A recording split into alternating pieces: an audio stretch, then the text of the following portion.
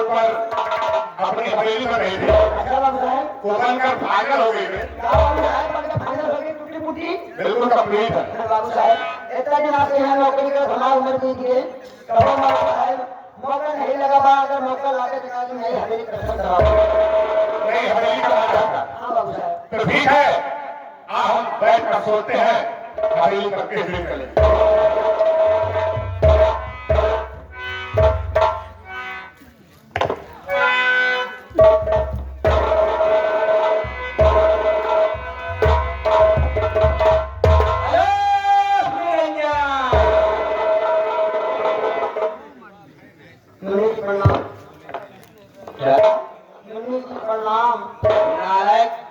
तुझे बोलना नहीं आता तो पूछ लिया कर।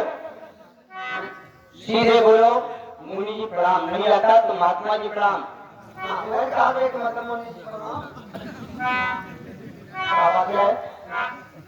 एक बात बताओ, आज महल में दर्शन कैसे दे मुनि जी? क्या जमींदार भवानी प्रताप सिंह अपनी हवेली में मौजूद है? जाओ उनसे कह दो कि तुम्हारे गुरु जी आए हैं, तुमसे मिलना चाहते हैं। बाबू साहेब, बाबू साहेब क्या बोल? दुआरे लखाई संत होंगे। हमें मुलाकात करें, क्या बात है, कैसे आए हैं? आवे मुन्नी जी, बाबू साहब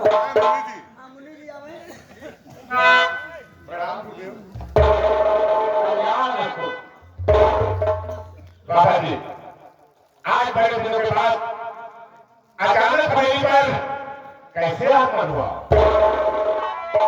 भवानी, तुम्हारे पास बहुत बड़ी आशा और उम्मीद लेकर आया हूँ। क्या कहा बाबा जी? मेरे पास बड़ी आशा और उम्मीद लेकर आए हो? बाबा जी, कैसी आशा और कैसे उम्मीद लेकर आए हो? तुम्हारी जो नई हवेली बनकर तैयार हुई है, उस हवेली पर मैं 5 साल का बच्चा छोड़कर आ रहा हूँ। उस बच्चे को परवरिश करना, पढ़ाना लिखाना तुम्हारा काम है, और पढ़ लिखकर एक दिन शायर हो जाएगा तो तुम्हारा भी नाम रोशन होगा, साथ साथ मेरा भी नाम रोशन होगा। बाबा जी, आप हमारी नई हवेली पर 5 साल का बालक छोड़ रहे हैं। उस बालक की परवरिश मुझे करना है, और अगर पढ़ लिखकर सयाना हो गया, कोई नेक इंसान बन गया, तो आपका भी नाम होगा, साथ ही साथ मेरा भी नाम होगा। और उस बच्चे का नाम हरि प्रसाद है। उस बच्चे का नाम हरि प्रसाद। बाबा जी, ना तो इस हवेली से आपकी कभी आशा और उम्मीद टूटी है, ना ही टूटने दूंगा। बाबा जी, आप तो कह रहे हैं, मुझे मंजूर है। मैं जा रहा हूँ और एक दिन अपनी अमानत मुझसे लेने आऊंगा।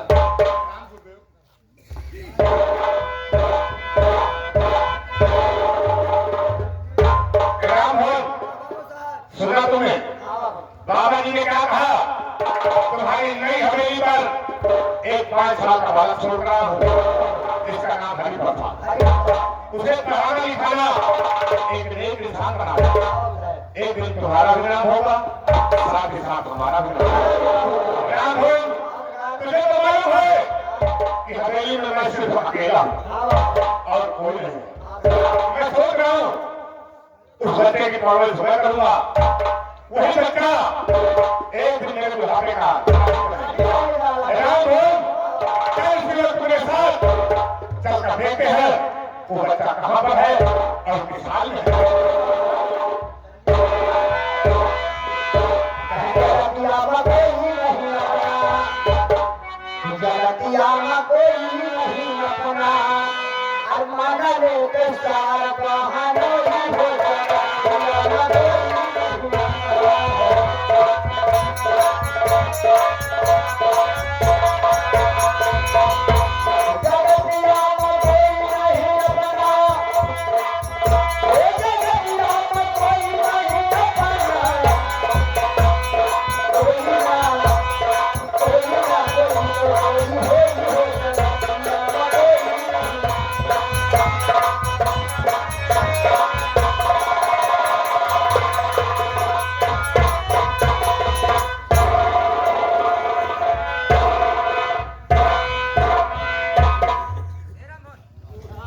मेरा साथी सरदार की साथ हो गया और भी आता होगा। साथी ये बताओ सरदार जी का आने का टाइम हो गया और हम के आने की खुशी में हम लोग इंतजार करेंगे तो कुछ शादी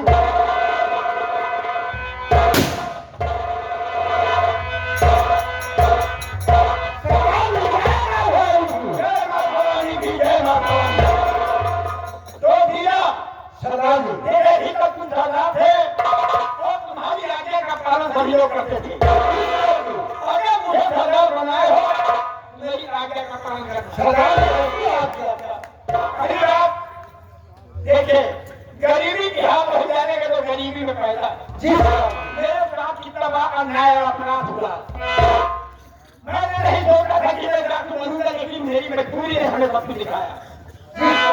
देखिए ऐसा है कि पहली बात तो हमें जहाँ पे डॉक्टर वाले चलना है हमें धन लूटना है किसी बहन बेटी का धर्म नहीं लूटना। सरदार जी ये ऐसा ही होगा इसलिए कि मेरी बेटी सयानी हो गई और मजबूरी के कारण दहेज प्रथा इतना आगे बढ़ चुका है कि दहेज के कारण मैं शादी नहीं कर पाया और मेरी बेटी का जीवन बर्बाद हो गया। इस तरीके से किसी बहन बेटी का हमें धर्म नहीं लूटना है। ठीक है सर दुनिया का सबसे बड़ा दान कन्या दान है। हमें अपने इलाके से लगाओ जो मजबूर लाचार गरीब हो जिनकी बहन बेटी की शादी नहीं हो वो पहले करना दान नहीं करता। ठीक है सर लेकिन पता लगाओ कि अपने इलाके में सबसे बड़ा आदमी कौन है जिसके हाथ में लाकर डाले तो काफी रकम मिले। सरदार जी आपके इलाके में सबसे बड़ा आदमी सेठ कौशल हाँ सेठ कौशल वो बहुत बड़ा आदमी है और धन है रुपया पैसा सोना चांदी बहुत है सरदार जी अगर ये बात है तो आज याद जाने दो कल सेठ कौशल के यहाँ बनाकर डालो। ठीक है सरदार जी लेकिन ध्यान रखा कि हमें धन लूटना है किसी बहु बेटी का धन नहीं। सरदार जी जो ऐसा काम करते हुए नजर आएगा फिर तो है तो सरदार की गोली मार तो देंगे। चलो सेठ कौशल के यहाँ बनाकर डालो। ठीक है बोलो माँ भवानी की जय।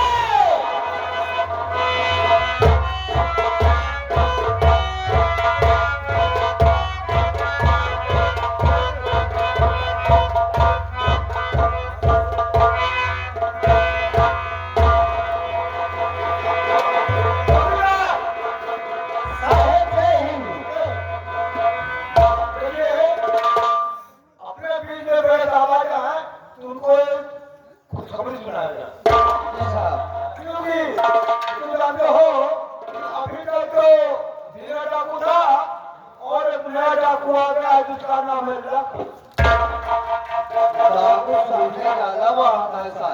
ज्यादा बढ़ता जा रहा है और मगर से गया था तो बड़े बाबा ने तुमको खुशखबरी सुनाया जाए।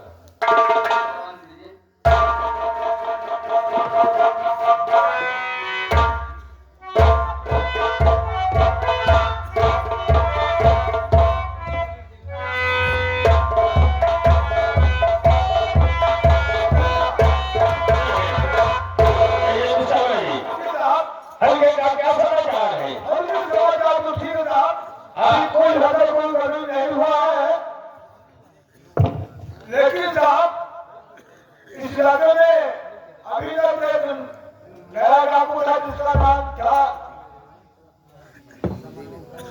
रूपा वो लगा गया उसके पहले किया डाकू था डाकू को बचा जा रहा है तो मैं कब गया था तो क्या हुआ? जो मैदान में तालाब किनारे मोटर का पीपल का पेड़ है वहाँ मुझे कुछ आलू का हक मिला जी तो मैं चुके तो वहीं खड़ा हो गया तो आपस में डाकू क्या सवाल कर रहे थे कि आज की रात सेठ कौशल के यहाँ रात को नौकर जाने के साहब कहने मतलब सेठ कौशल के हाथ लगे की प्लान बना ली। जी साहब मैं आ रहा मैं एक खुशखबरी आपको बता रहा हूँ आप जो समझे सो कीजिए साहब। देखिए दूसरा भाई, अगर हम उसे गिरफ्तार नहीं ले लेते जी साहब तो ऐसे ऐसे सेठ महाजनों को लूट करके कंगाल कर देगा। तो आइए सेठ कौशल के मकान के चारों तरफ अपनी पोस्ट लगा देते हैं ताकि आए तो उसे गिरफ्तार कर लिया जाए। ठीक है, चलिए और सेठ कौशल मकान के चारों तरफ करते हैं, लगा दीजिए।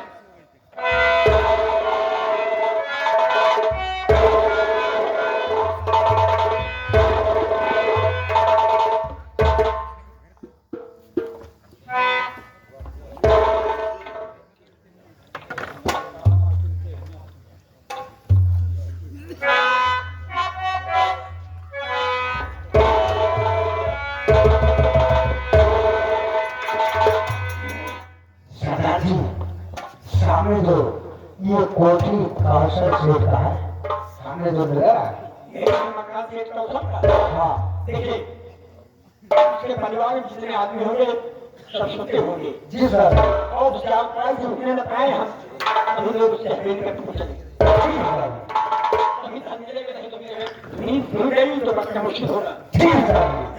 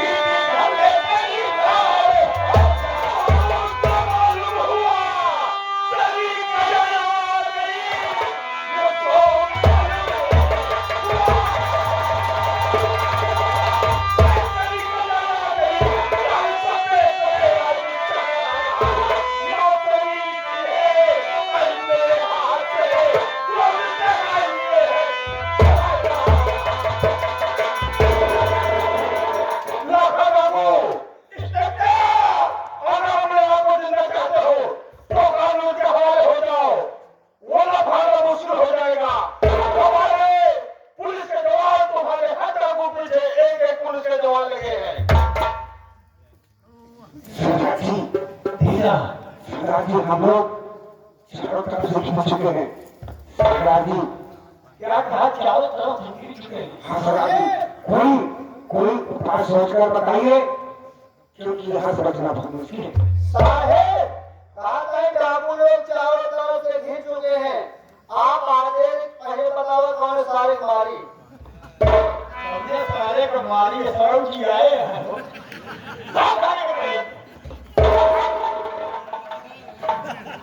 दिया क्या कहा कि हमारे एक एक डाकू के पीछे एक एक पुलिस वाले लगे हैं। जी सर अब बचना मुश्किल है कैसे हाथ उठे। जी सर जी देखिए लाखा तो इतना आसान नहीं है गिरफ्तार करना। इसके लाखा रास्ता खाली कर दो हमें निकल जाने दो वरना तुम्हारा खानदान मुझे जाएगा याद रखना। अगर अपनी जिंदगी चाहते हो कानून के हवाले हो जाओ वरना तुम्हारा सीना गोलियों से छान कर दो। मुझे गिरफ्तार करना इतना आसान नहीं है। पहले हम पुलिस बन दिया सोचिए कि निकलने के लिए कोई तरकीब किया जाए। सरदार जी कोई उपाय सोचिए। क्या करें कि हमारे एक एक डाकू के पीछे एक एक पुलिस वाले लगे हैं। जी सर जी बचना मुश्किल है। जी सर जी तुम नहीं जानते हो मीना एक साथ के साथ मजिस्ट्रेट की बुद्धि होती है तो सब काम करता है। ये पुलिस वाले जाकर घेरे में कर रहे हैं कि गिरफ्तार कर निकलने की कोशिश करना तो धोखा मैं दे रहा हूँ, देखिए कैसे। ठीक है साहब। इस तरह